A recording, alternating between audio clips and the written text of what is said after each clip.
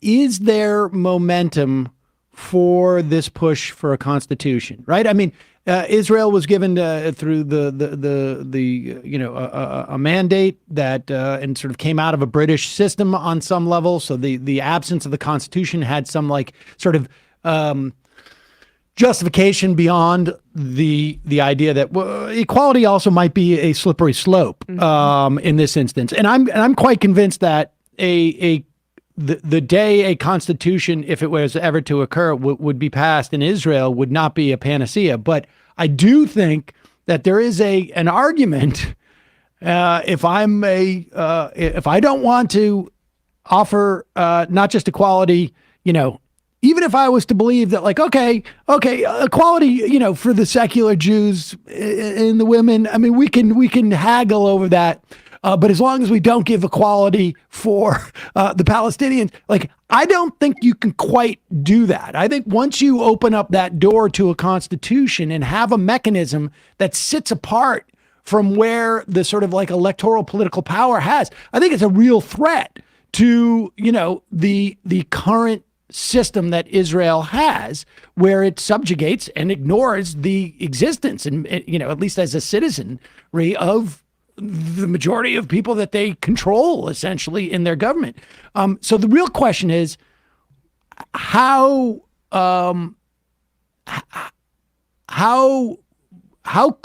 close, how significantly has been that concept of having a constitution been adopted? Like, is there a new position of you're not going to get 100, 200, 300,000 people off the streets unless we get a constitution, because we're aware now of what could happen? Because, I mean, in all honesty, like, okay, even if Netanyahu backs down in a month, what's to say he's going to do in 3 months or 5 months or 6 months or 18 months or 2 years? Like, this is the trajectory the country is on. Is that apparent to at least a significant portion of people? It's in this sense, I think we are in really a very dramatic and maybe historic moment in the history of Israel, maybe in the history of Zionism. Israel, from its start, and maybe Zionism, was based this way or another on the concept of some kind of Jewish supremacy. That was, even if it was not stated officially in law, that was the idea. It was, in a way, institutionalized in the nation-state law in 2018. But that's really part of the identity of the State of Israel. It is certainly the ideology of this government, of this coalition. That's, what cement them together is their belief that Jews have a rights for supremacy, that this state should be Jewish. And if it can be democratic, that's okay. But first of all, it has to be Jewish. And therefore, having a constitution or even a basic law of equality is something very dramatic that could change the character of Israel, not only of this government, but the character of Israel from 48 onwards. And therefore, it's a huge issue. What is really interesting here is that, yes, I feel, and it's very hard to say because it's everything, as I said, is very decentralized. There's no group there's no one person that you can go to and say, listen, we should go for that and convince him or her. It does not exist. It's completely decentralized. But I feel that the mood of these tens of thousands that really went to the streets, confronted the police, were ready to be arrested, get hurt, and maybe even get killed. I'm not exaggerating. People were ready to get killed, that have their life to pay in their life for this. The atmosphere, the mood is, yes, we want to set new laws, new rules for this state. It's not enough to go back to January 2023. before the reform was proposed. We have to really, restructure Israel in a more just and equal way. I feel this is the atmosphere.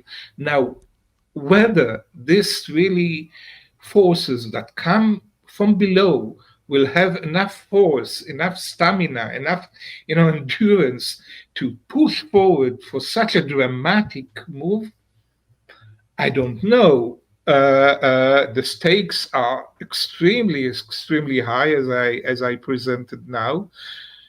But yes, I see new awareness, even among, and this is really strange, even among these pilots who bombed in Gaza, and are bombing now, or in Lebanon, or in Syria, or were supposed to bomb in Iran, saying no, we need equality is something we have to to reform this state on a more equal footing. Now, there's an asterisk. There's an asterisk there that the asterisk being who we're talking about giving, who is the cohort that we're allowing for equality. But I think, you and I are probably, and I think we all agree that once you introduce the notion of a codified call for equality, and we've seen it in this country, right? I mean, it's taken a very long time, but we started with slaves, and we had this aspiration for equality. All men are created equal. It took a long time, but we're also in a different era, and the progression of these things, happens more rapidly. I think words do have meaning. Yes, there was a lot of criticism particularly when they're written in the Constitution and they have the power of law. From the more radical left, and also from Palestinian citizens of Israel and in the West Bank, that they are talking, when they are talking about democracy, these protesters, they're talking about democracy for Jews, and they're talking about equality for Jews. And there is something into it. It's not completely baseless, but I do think that words do have meaning. And once you say, democracy or rebellion, that's, the main slogan shouted in the streets, democracy. Once you say, what is important to me is democracy, what is the highest value for me is democracy and equality, then I think there is a chance that you will go further first of all, for equality for Palestinian citizens of Israel. And I'm confident, but I'm I have my concerns. An optimist without any reason that it will also refer to the Palestinian and the West Bank in the end.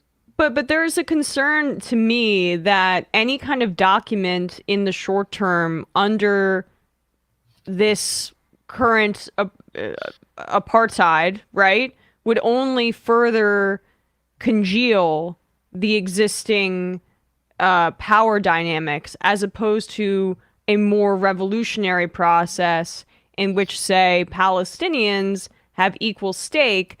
The concern would be that, like, we see this in the United States, democracy, some of these equality, it's defined very differently by the right than the left defines it, right? And so my concern would be that this would be a way to put additional barriers on ending the occupation.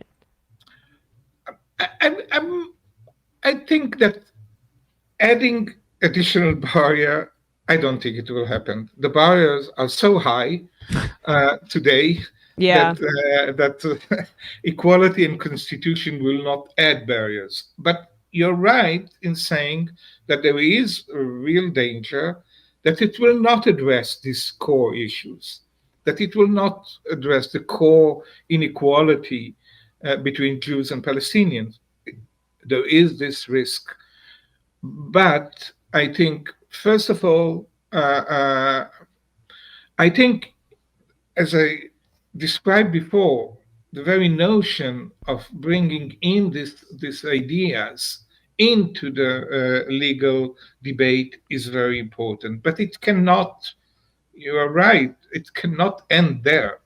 It's not something to discuss procedures. No, we have to go much further to change the mentality of the Jewish majority in Israel, to have new thinking. It goes, I think it will have an expression in the law, in the constitution, in basic law. But the process is much, wider, and that will aim at changing the mentality, the way Jews think in Israel, and understand that they are not superior and have no privileges and should not enjoy any privileges, not inside Israel and not between the river and the sea. With the West Bank, East Jerusalem, and the Gaza Strip.